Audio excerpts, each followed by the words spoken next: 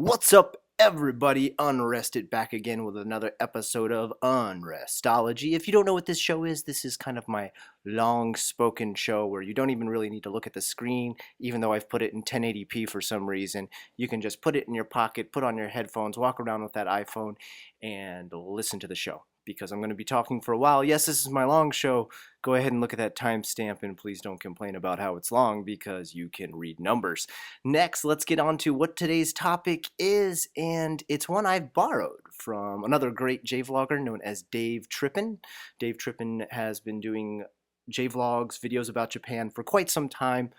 Either as long as me or possibly even longer. I don't know why I haven't mentioned his channel in the past, but I realized I hadn't, hence I wanted to borrow a topic from his channel and also shout out his channel as well. Not only because it's a great channel, because he had chosen a great topic. It was an email that he had gotten where a viewer had written to him about how he had moved to Japan and was dealing with a very difficult coworker. And guess what? This is probably something you too will have to deal with in Japan. If you move here, it may be within English teaching. That's what I'm going to cover it as far as today, as far as how you would deal with a difficult co-teacher or partner teacher, assistant teacher, whatever the situation may be. There's some different steps that you may handle very differently in America.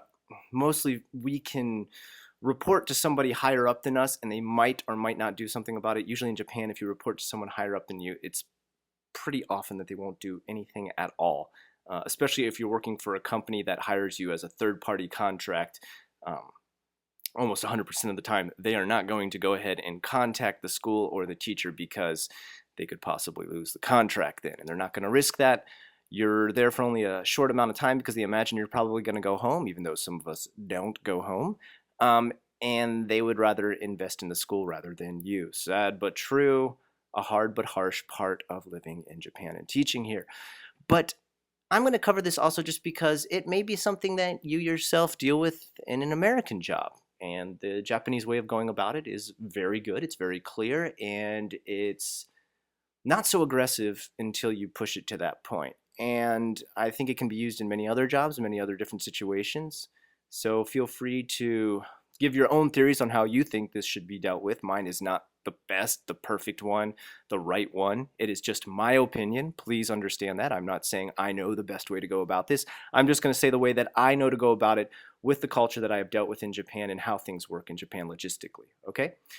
Let's jump right in. So the viewer had written in about, and I'm just paraphrasing, that pretty much they're working a job where the teacher that they're working with would not take time to look over their lesson before they taught together. I believe it was an ALT or possibly even JET program position, which is a position usually where you're hired by a third party to teach as an ALT, assistant language teacher, with a Japanese teacher who is the English teacher.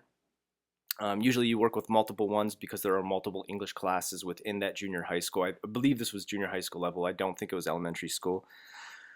And unfortunate for him, he was dealing with a teacher who, as soon as he would do his lessons, even though they wouldn't take the time to look them over because he had tried to show the teacher the lesson, they'd just be like, I don't have time to look at this, they would suddenly berate them in class for making a boring or very not interesting, not fun, not exciting, or engaging lesson for the students that he was teaching, which, let's be honest, there's some bullying going on there. Obviously, if he has taken the time to actually try and show it to his partner and get it approved to make sure what he's doing is correct and within the bounds of what that teacher wants, then he's doing nearly as much as he can. There are a few more steps I want to add to it that I think are important. And then another teacher came on to talk with Dave, and he talked about his own experience, and it was nearly the exact same thing. It sounded like he had pushed a little harder even for the other teachers to take a look at it, to the point that they would take a look at his lesson and be like, yeah, I see your lesson plan, good enough. And then when he would get to class, he said again, they would berate him in class. They would say, what are you doing? This lesson sucks. Like, these kids don't like this lesson. None of these kids are interested in this and stuff. And Again, that's kind of bullying behavior. It does happen in Japan because Japan is not necessarily based on a meritocracy of how good you are at doing something. It's usually based on longevity of how long you've been at a company. So that person may be worse at teaching something than you, um, but berate you for how you're doing it and get away with it because they believe they are a higher level, or they are a higher level, or by rank or time they're a higher level than you. And let's be honest, you are an ALT, which means assistant language teacher. You are not a licensed teacher in Japan, so you're not an official teacher. So perhaps there was some disrespect in this situation. For the most part, that is not a problem. People don't disrespect you just because you're working as an ALT, because for the most part, as a native English speaker, you are speaking much better English than the actual English teacher themselves. And that might also be another, I guess, cornerstone of contention for some of these situations too. They get angry or pissed off that they've learned English one way, or sometimes you even see conflicts where they've learned British English, which is not wrong. You've come from America and you're teaching American English, which is not wrong. But I guess let's be honest, British English is did come far before American English. So I guess some people might say that British is correct, but that's not the point here. That's a chicken or the egg argument. What we're saying is both have their own forms and actually books to back up the way that the form of English is done. Spellings and stuff aside, each country has their own version, and it's important that you learn both, in my opinion. It's important that you should even learn accents and everything. It's important that you learn New Zealand, Australian, and Canadian English too, I think, if you really are going to speak it internationally, quote unquote.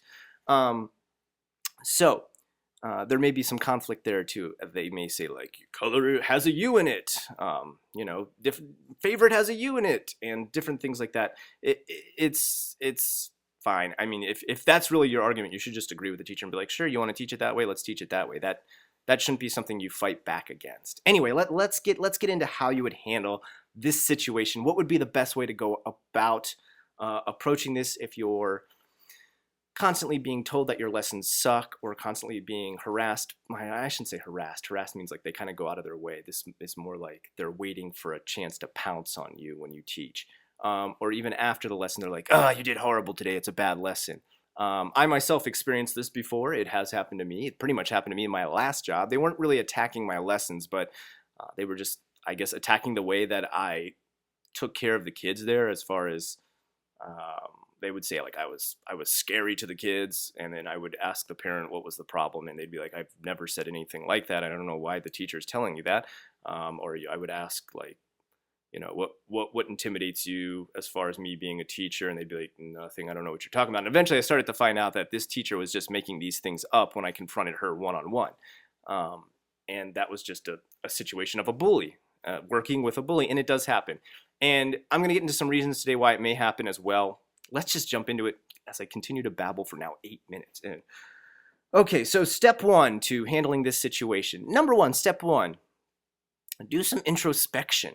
Maybe you really are bad at teaching. It is possible. If you're brand new to Japan, if you're brand new to teaching, if you've never taught English before, there is a chance that the way you are making your lessons are not that great. I would say the way I used to make lessons when I first got to Japan compared to now, I am heaps and bounds better at the way choose the different things that engage students. Like I really know what makes kids laugh a bunch in class. I know if I'm making them laugh a bunch in class that they're loving the lesson, that they're having a good time. I know the kind of triggers that really like make them super happy or get them super excited. And I know the things to stay away from, words that are too hard, descriptions of things that are too hard. What English is simple enough for them to understand definitions I'm trying to explain, not having to switch over to Japanese and not give them full immersion when I'm teaching. So think about that. And if you really think maybe that's the possibility that you really are having a bad lesson or you aren't teaching as well, hit up some different sites, some different people that know about this kind of stuff. Dave's ESL Cafe is a great site for all different types of lessons, worksheets, plans, different things like that. Hit that one up, check out some stuff there, read some stuff from people who've taught in Japan, talk to some other teachers who've been here for a long time. Watch Victor's channel, Give Me a Break, Give Me a Flake, man. He's a great teacher. A lot of the stuff that he does is just off the top of his head, and they're great because he's been doing it for so long. Yeah, you can even message me or comment below. I will give you a few of my ideas. For example, I always include juggling when I'm teaching very small children because they cannot stop watching when I'm juggling, and if I attach numbers or letters or pictures to those balls, like I literally draw them on the balls, and they choose a ball, they then have to say what that is, and they're staring the whole time those things are moving around. They love it. Okay, that was one of the best things that I learned to do over time. But when I first got here, I didn't even know how to juggle, let alone make that lesson. So I think I kind of did suck at the beginning. I'm going to be honest and introspective enough to say I did. And that might be the situation. So indications that you may be a teacher that isn't fully pleasing your students or your partner or even the school that you're working at. Indications number one, parents complaining. If you're getting a lot of complaints from parents, that's a bad sign. And if you are, don't be afraid to engage them in a dialogue, even if it is in English. Especially if you're teaching at an international school, because most times if they're sending them to an international school, it's because they have a bit of a passion for the English language in general, and they're going to try their best to even try and speak it. They might want to speak it and actually do it. At a ALT job or a junior high school where not a lot of parents are actually going to speak any English at all, you might not want to do that, but you might try to find some sort of segue to getting to talking to them. Maybe you can have it translated through a fellow teacher or something like that. But you really don't have a lot of interaction with the parents when you work those jobs. So we might have to leave that one out for ALT teaching or JET teaching. 2, boss complaining. If you hear complaints from either the company that hired you or Kocho Sensei, who's the principal at the school, you may want to look into those different complaints that they're having. Is there something that you're doing that they don't like?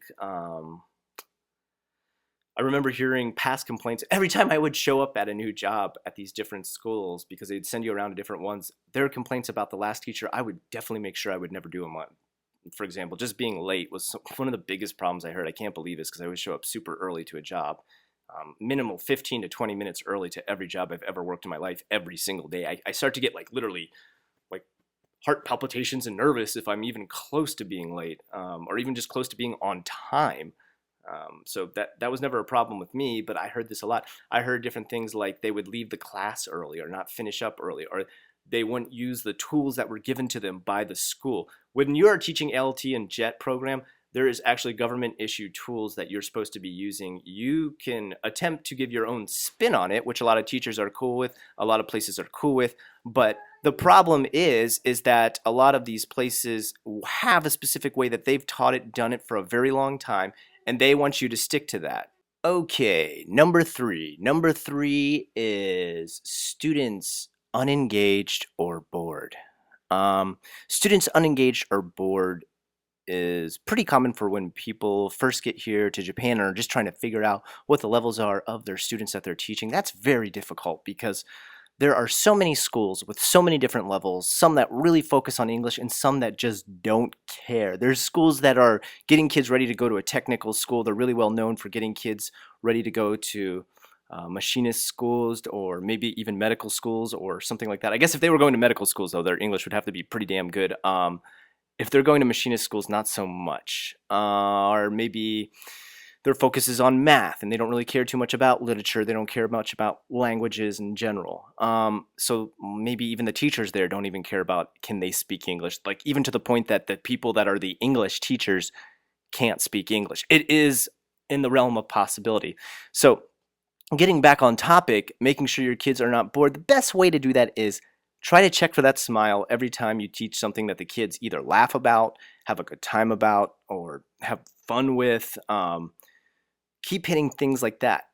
Work with what you've got, what you know you've done the best with, and keep including things like that or things similar to that or in the same way with the same games, etc. One of the biggest complaints from kids when it was, I guess, a national census or something that they were talking to them about on a white page report from the government was that English was no longer fun in their junior high school years, mostly because all the games that they played with English in elementary and kindergarten years was gone. And that's mostly because they're getting ready for a lot of entrance exams and tests, which obviously you don't end up doing a lot of fun games like karuta and stuff like that to pass a test to get into a technical school. All right, moving along. So those were 3 subset things to look for if possibly you are the reason that the lessons are bad. You really are making bad lessons.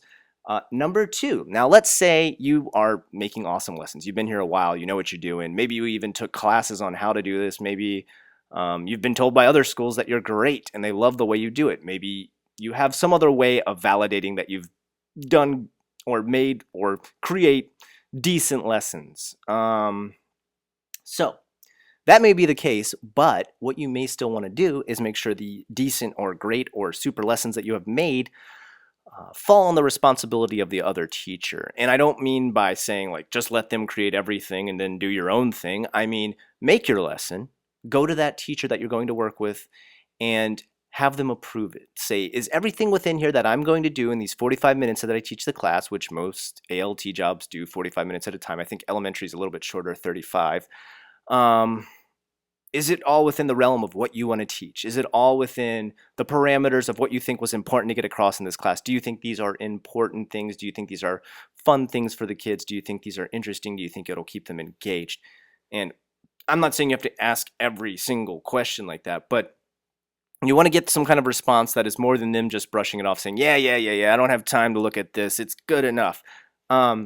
Make sure you get a really clear, valid response that you can then fire back at them should they possibly attack you with your lesson not being as good as they want it later. What I'm saying, and I'm not saying this in any sort of attacking or even passive aggressive manner. This is just making sure all your, bases are covered, all your T's and Q's are crossed. Do you cross a Q? No, I don't think that's correct. I don't know much about the English language. I only speak it. It's something you want to just do to kind of keep yourself safe. I have heard of many teachers in the past where they've just made their lessons and not gone to other teachers and get them approved. And even those that are not bullies and, don't try to give them a hard time are kind of turned off or upset with their lesson because they didn't run it past them, they didn't know it was coming, and they didn't cover the material that they wanted them to cover. That is your fault. That is not the Japanese teacher's fault. Get everything covered by them. Make sure you are covering the topics that they are on hand, that you are covering the part of the book that they want. Usually, I believe, to this day, it's still the same book in junior high school. It is called The Crown. Make sure you're covering that part of the book that they want you to cover. And if they don't want you to use the book, make sure you cover the vocabulary or whatever. Get it approved by them. That way later, if they do try to attack you with, why was this lesson so boring, or why wasn't it interesting, or I didn't like it, or I'd be like, sorry, that's why I got it approved by you first. What sort of these things that you approved did you not think I communicated properly? Maybe it may take some time between you and the other teacher kind of filing everything down into an exact way that they want it. And I have heard stories in the past where it started out like that for some people, and later they find out that there was no hard feelings, there was no bullying, that they literally just had to file it into a certain way that that teacher wanted. And after they communicated fully, that they got along perfectly with that teacher, that they made lessons that were great with that teacher, and that teacher possibly even taught them a lot about how to best communicate things to Japanese students, because sometimes it can be hard. You don't, like I said, you don't always know the level of every student in that classroom, and they may teach you some sort of tools to work around those ways that they can't communicate in English, where you're still using English, or you're using gestures, or you're using something other than just outright speaking Japanese, because if you're speaking Japanese, you're not really teaching English. I mean, unless you're having to give some kind of a literal translation. But for the most part, most of those jobs do not want you to speak Japanese to the students. They want you to engage them in English. The more English, the better. The more immersion, the better. Of course, it makes sense. Okay. Number 3. Now, you've confronted that teacher. You've asked for your stuff to be approved, and you either, number 1, filed it down to something that both of you approve of, and now you get along, or number 2, that teacher still complains. For instance, in the stories that Davetrippin's friend told, he said he did try to go get it approved, and that the teacher would not give them the time of day. He would brush everything off, and it may have been a situation where he couldn't have even stopped the guy and be like, look, wait, just stay here for a while and check everything out, man. Don't just run off and say, yeah, it's good. I have a feeling he was stuck in a situation where the guy was just literally like, whatever, I don't want to look at this. I don't care. You have 2 choices at that point. You grin and bear it, all right? Or you take it to the next level, okay? So step 3, grin and bear it, okay? If you can deal with it, if you can deal with a grumpy teacher, because sometimes that's all it is, it's just a grumpy teacher, Some of those people are working 12 hours a day. I knew teachers that would say, like, yeah, last night I went home at 2 a.m. from the school. I'm like, what the hell are you doing at 2 a.m.? Oh, two kids got in a fight and we had to bring their parents in and talk to them, and we were talking to them until 2 a.m. What in the hell? I mean, I don't think it's very efficient. I'm not going to tell Japan how to run their schools or how long to keep their employees at work. But a lot of these people get worked too long and too hard. And the fact that most of them stay until Kocho sensei leaves, which is the principal, means they end up staying a long time because the principal will stay like till 7 or 8 or 9 or 10 or even later. So take that into account. When the teacher's really grumpy, just cut them some slack. Be like, all right, fair enough. Like, if you're just grumpy, but it's not going to make me lose my job or get me fired, then who cares? Number 4, confront the bully. All right, so this is your final thing that you can do. This is kind of, I guess, if you have no other choice. I would say use this as a last resort. Don't jump right into it. If you skip step 1 and 2 and jump right to this, prepare to make a lot of people uncomfortable in Japan, because even this would be considered aggressively overdone, the things I'm going to describe here. So just realize this should be a last resort. And it's something I have done before, and it has actually fixed the problem. So that's the only way that I know it has worked, and it will work for you and could possibly fix things. It might not, though. And you may have to go to step 5, which we'll talk about after. And that is confront. So confronting the teacher. So there may be multiple reasons, like I said, for this teacher being a bit of a bully. Like I said, they could have been there too long at night, every day, working too much. They're grumpy. Maybe there's something going on in their life right now. If you find out something like that, like a spouse just died or their kid is sick or something, cut them some slack, man. Things like that stress people out and make them act like they don't normally act. So if you hear some kind of rumors or something like that going around, just take that into consideration, okay?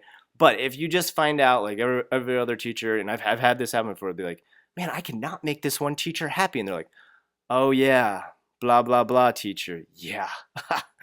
I've had that before where I tell the other teacher, I'm like, is there something I can say? Is there a gift I can bring? Can I appease them with the way I teach? And they're just like, nah, he's just always like that, or she is just always like that. And I've had it, both men and females teachers act like this. So, and like I said, there's probably always going to be one at one of the jobs that you work. Maybe even in America too, I'd say. I mean, this isn't a thing that's restricted to Japan. If anything, in America, you probably end up with more people like this at your job because you're more allowed to speak your mind. So confront them. They may be a bully because they believe they're higher than you, which they may actually be, but it's no reason to abuse a worker, power harass a worker. And they may have never, ever been confronted before. And I think that's the thing you should really take into consideration. A lot of these people who are bullies at schools, at jobs, at work, anything that you do in Japan, confrontation is a rare thing for them. And they've noticed they've gotten ahead by being a bully. These people need to be shut down. If you have the gall and you have the how to in doing that. And I mean, this is a pretty good chance for you to be able to do this, because usually you can speak English and really express your true emotions of how you're being made to feel by these people. Don't be afraid to do that. Speak your mind. But like I said before, you do go through all these other steps first.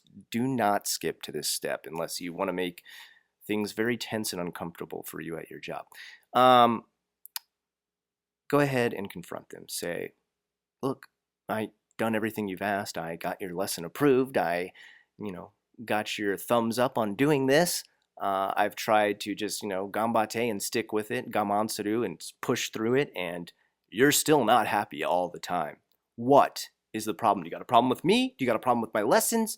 We need to talk about this right now and get this figured out, okay? And this is as aggressive as you should get. You shouldn't be like, man, fuck you, dude, I'm fun. If you get like that, you're just going to lose your job. They're just going to fire you in Japan. People there in the office are just going to be like, whoa, psycho, and you're gone. Nobody flips out. Well, I'm sure sometimes people flip out in a job, but they also get fired in Japan. I've seen multiple teachers, just lose it. And maybe they had a really good reason for losing it. Maybe, like, I knew one guy, he had been asking for supplies for his classroom for 3 months, and then finally we had our quarterly meeting, And he just lost it at the meeting. He's like, I have been asking for this goddamn globe and these history books for my damn history class. And he just went nuts. And like his manager's like, yo, sit down. And he was fired. After that meeting, he was gone. You can't act like that in Japan. You can't lose it at the workplace. Be yourself on your own time. Don't feel like you have to assimilate who you are on your own time. But at work, try to be as Japanese as you can. Try to act as Japanese as you can. Try to stay in the harmony, harmony of the workplace while you are there. Do not lose your shit, man. It's not cool. It's not cool in Japan. You're not even supposed to be coming to work. Like if you had somebody just die in your family, don't come to work and boo-hoo all day. They're going to send you home. They're going to think, they're probably not going to fire you over that, but it makes everybody uncomfortable in Japan because you don't bring a lot of emotion to work. You bring a working spirit to work. You bring that samurai spirit. Like I said, you ganbate, you gamansuru. I know it sounds harsh, guys. I know. I understand. Some people are probably like, that is so messed up, man. The humanity, bro. I'm not saying this is right. I'm not approving it. I'm just saying this is what happens in Japan. And if you want to get along and keep your job, this is what you do.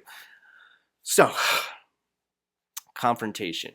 Confront the bully. It might be the first time they've ever been confronted. That's something that I did myself with my last job, and they continued to be a bully, so I quit. But they were really surprised that I confronted them.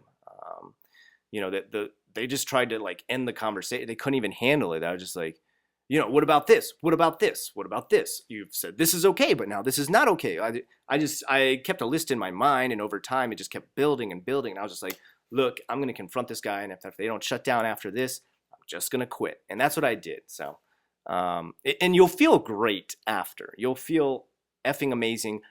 Make sure you have a backup plan. Make sure you have a contingency job on the side should this go wrong, okay?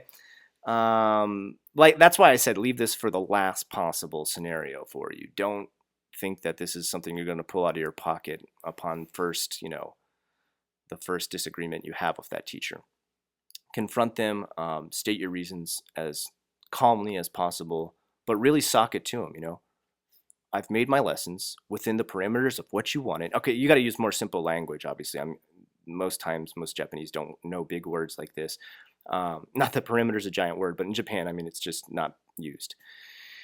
Keep things simple, explain it as clearly as you can, make sure they're understanding everything you're saying, make your case, and see where it lands you. I've done everything you wanted. I've kept it within this. Every time I do a lesson, you tell me it's not good, it doesn't engage them. I see the kids laugh, especially like if you're seeing the kids laugh and have a good time and like dance around your stuff and games and, having a great time. If you're seeing these kids really enjoy the lessons and there's no complaints from your business, there's no complaints from your Kocho sensei, there's no complaints from other teachers, you're probably doing it right. And this person's just a jerk. Confront them, say, what else am I supposed to do? Every time I do a lesson, you're not happy with it. Every time I do a lesson, you tell me it's not good enough. What else do I need to do? Because if there's nothing else that I can do to make this working condition better for me and better for you, then I don't see why I should stay at this company, or I don't see why I should stay at this job.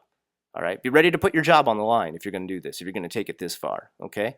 Be ready, because it may happen. But don't fear doing that. Don't, bow down and be a sheep the entire time in your job and get power harassed until you finally, quit, or maybe you get fired because that person is a jerk. I've seen times, I guess I haven't really had this happen to myself, but I have seen times where the other teacher is such a bully that they go out of their way to try and make it so they don't get their contract re-signed. Which it's BS. It sucks. It's horrible, but you should already try to get out of the company before that even happens. Actually, you know what? I didn't have this happen with another teacher. I had that kind of happen with another manager. School I worked at called Kansai International School. I'll say it right here because I hate it. I think it's also known as Sakuda International or KIS and stuff like that. My manager, her name was Hiroko. Yes, I remember you, Hiroko. She was a total bitch, and she did not like me. She had a personal vendetta against me, and she would just go out of her way to find anything like, you left your water bottle in the classroom. Your classroom's so dirty because of this water bottle or something like that. It just, she would really go out of her way to find something. You charge your cell phone too much. And it's just like, yeah, sorry, my cell phone only stays, charged for a little bit. Sorry, I drink water I'm talking all day, my mouth gets dry. Because I'm a teacher. So she would just like literally go out of her way. She'd try to like find all different types of stuff. I remember one time a parent forgot to take her child's report card home, and she just flipped out. She's like, "Why would you not chase her out of the school and make sure she got that?" And I talked to the parent. I apologized. The parent was just like, "What are you apologizing for?" I'm like, I apologize. I didn't give you your report card. She's like, "No, I just forgot. I don't know what you're talking about." Like she felt more uncomfortable that I was made to apologize to her. And this lady was just a bitch. She just went out of her way. I guess I don't know if she like hated Gaijin or she just had like a personal vendetta against me. I mean, she treated everybody like this. It was bad. Um, and I eventually ended up losing my job because she went out of her way to tell the owner and just constantly bombard the owner with how bad of a teacher, to the point that like she would send people who review classes, and those people would review and be like, "What? I don't get it." Like, and they would give me like these really high reviews. And even when I brought that up when I got fired, they took me into a conversation room later. After that, I didn't really actually get fired, but they just didn't re-sign my contract, which I consider that fired because I've never actually had a contract re-signed. And they're just like, "Oh yeah, you don't communicate with the parents well enough, so we don't want to rehire you." And I was like, "Well, what about all the reviews I got that were like 5-star reviews and everything?" Because literally we had like a star system. I think it was like some like circles or something like that. And they'd be like, "Well, those don't really matter as much as our parents because they're the customers." And fair enough, they are the customers. But she had really gone out of her way. Even the parents, after I was fired or wasn't re-signed, they were like, "Why are you leaving? Like, are you going back home?" And I'm like, "No, they didn't rehire me." And they're just like, "What the?"